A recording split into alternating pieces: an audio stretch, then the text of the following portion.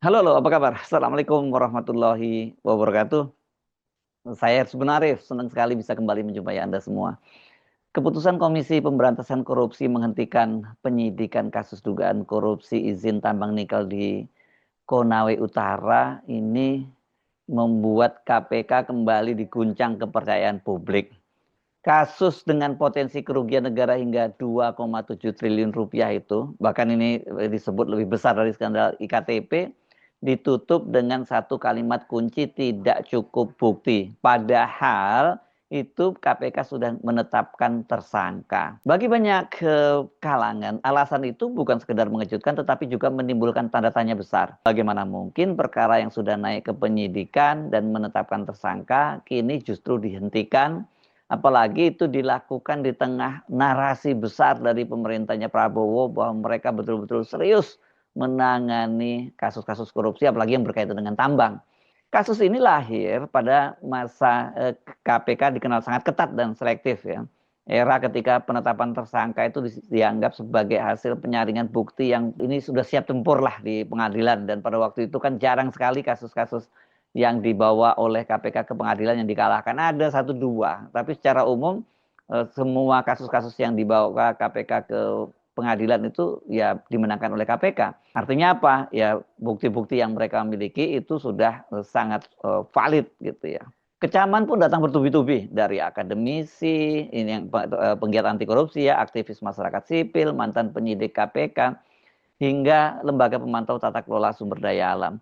Bahkan desakan agar Kejaksaan Agung mengambil alih perkara ini menguat, menyusul kekhawatiran bahwa penghentian penyidikan justru membuka ruang impunitas di sektor tambang, sektor yang sejak lama dikenal sebagai ladang basah korupsi, dan sekarang ini narasinya Presiden Prabowo sedang giat-giatnya melakukan pemberantasan korupsi di sektor ini. Kasus ini pertama kali diumumkan ke publik pada tanggal 3 Oktober 2017.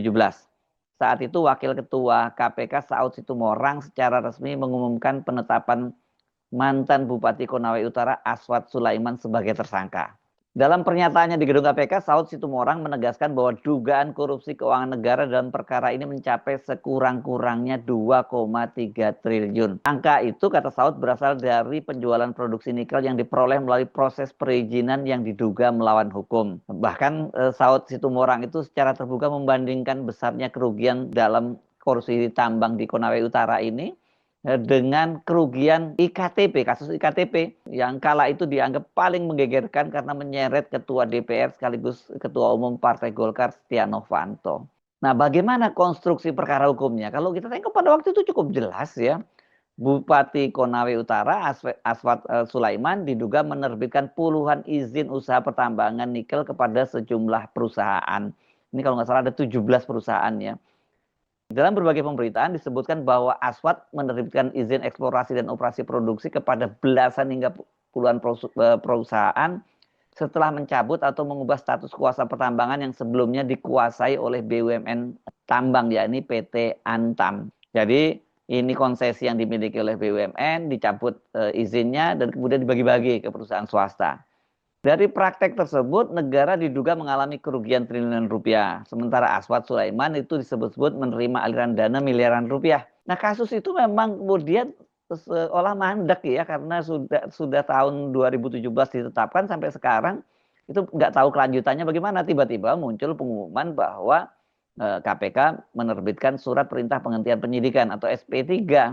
Juru bicara KPK Budi Prasetyo menjelaskan bahwa dugaan korupsi yang diselidiki itu tidak cukup alat bukti.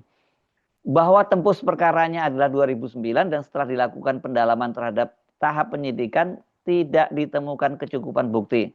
Sehingga KPK menerbitkan SP3 untuk memberikan kepastian hukum kepada pihak-pihak terkait, kata Budi Prasetyo dalam keterangannya di Jumat kemarin tanggal 26 Desember 2025. Budi menegaskan bahwa KPK tetap terbuka apabila ada informasi atau bukti baru dari masyarakat terkait perkara itu.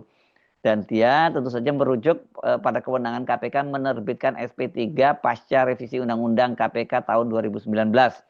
Bagaimana diatur dalam pasal 40 Undang-Undang Nomor 19 tahun 2009. Sebelumnya kan KPK ini memang tidak diberi kewenangan melakukan SP3 atau penghentian penyidikan ini ya.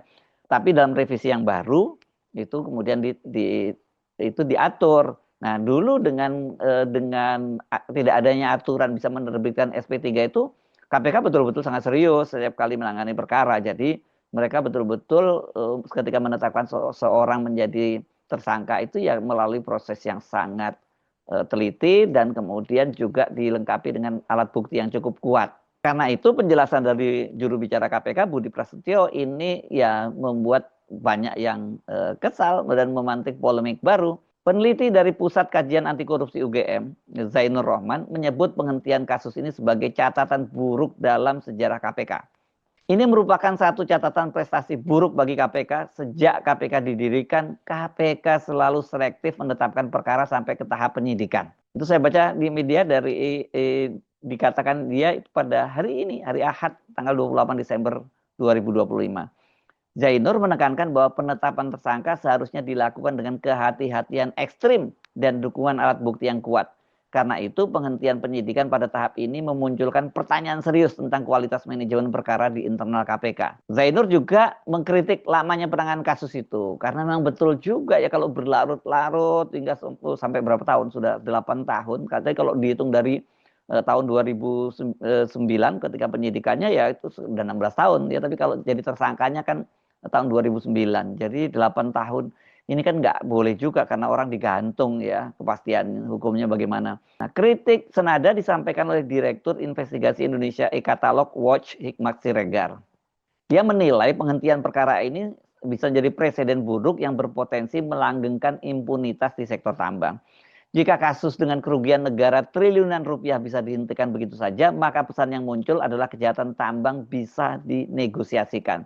Jelas ini merupakan tamparan keras bagi semangat pemberantasan korupsi, kata Hikmat. Menurutnya penghentian perkara tanpa pengujian terbuka di pengadilan hanya akan memperkuat kecurigaan publik bahwa ada persoalan serius dalam penegakan hukum. Sementara Bonyamin Saiman dari Masyarakat Anti Korupsi Indonesia menyatakan ini sebagai langkah mundur yang sangat serius dalam pemberantasan korupsi sektor sumber daya alam. Kami sangat menyesalkan dan mengecam keputusan KPK yang menyetop penanganan kasus ini. Ini bukan perkara kecil, melainkan dugaan perampokan sumber daya negara dengan nilai fantastis. Bonyamin secara khusus mengkritik alasan KPK yang menyebut tembus perkara berada di tahun 2009. Menurut Maki, fakta hukum menunjukkan bahwa izin-izin usaha pertambangan nikel justru diterbitkan pada 2017 saat Aswad Sulaiman menjabat sebagai Bupati Konawe Utara. Fakta hukumnya jelas, izin-izin itu diberikan pada 2017 bukan 2009. Klaim KPK ini keliru dan menunjukkan adanya kesalahan serius dalam membaca konstruksi perkara, ujar Boyamin. Benyamin juga menyoroti ini pencabutan kuasa pertambangan yang sebelumnya dikuasai oleh BUMN, PT Antam, lalu setelah dicabut kemudian dibuka luas bagi perusahaan akses bagi perusahaan swasta. Ini kan menunjukkan bahwa ada pola yang sistematis yang mestinya diuji di pengadilan bukan dihentikan di meja penyidikan. Karena itu Maki mendesak Kejaksaan Agung khususnya Jaksa Agung Muda Tindak Pidana Khusus untuk mengambil alih perkara. Apalagi kan sekarang Jaksa Agung Tindak Pidana Khusus itu menjadi ketua harian dari Satgas PKH, penerbitan kawasan hutan. Ini yang melingkupi juga soal tambang-tambang ini. Jadi negara tidak boleh kalah oleh mafia tambang. Kasus ini harus diusut tuntas sampai akar-akarnya, kata Bonyamin. Nah, bagaimana sebenarnya mekanisme kerja di KPK di masa lalu ya? Karena ini peristiwanya pada tahun 2019 ya. Ini mantan penyidik KPK Yudi Purnomo Harahap. Dia mempertanyakan alasan KPK yang menyebut tidak cukup bukti. Bagi saya tidak mudah menaikkan status penyelidikan ke penyidikan. Artinya bukti-bukti awal sudah ada. Mengapa KPK justru men-SP3-kan alih-alih bertarung di pengadilan? Tanya Yudi. Yudi menegaskan bahwa tanpa transparansi dan akuntabilitas, keputusan SP3 ini hanya akan meningkatkan kecurigaan masyarakat terhadap KPK. Iyalah, ini orang udah mau curiga terhadap KPK, sekarang makin curiga saja. Penghentian penyidikan kasus tambang nikel 2,7 triliun ini meninggalkan satu pertanyaan mendasar yang tidak bisa dihindari. Apa arti penetapan tersangka jika pada akhirnya perkara dihentikan tanpa diuji pengadilan? Apalagi KPK ini kan sebelumnya ini banyak dikecam ini ketika diberikan kewenangan undang-undangnya untuk menerbitkan SP3. Karena sebelumnya dengan tanpa adanya SP3 itu betul-betul penyidik KPK sangat berhati-hati, ekstra ketat menerapkan standar dalam penyelidikan dan kemudian dinaikkan menjadi penyidikan. Nah, tapi dengan SP3 ini kan kemudian dia gampang saja nanti kalau di tengah jalan ternyata masih ini pertama ya, di tengah jalan ternyata nggak cukup kuat ya dihentikan saja.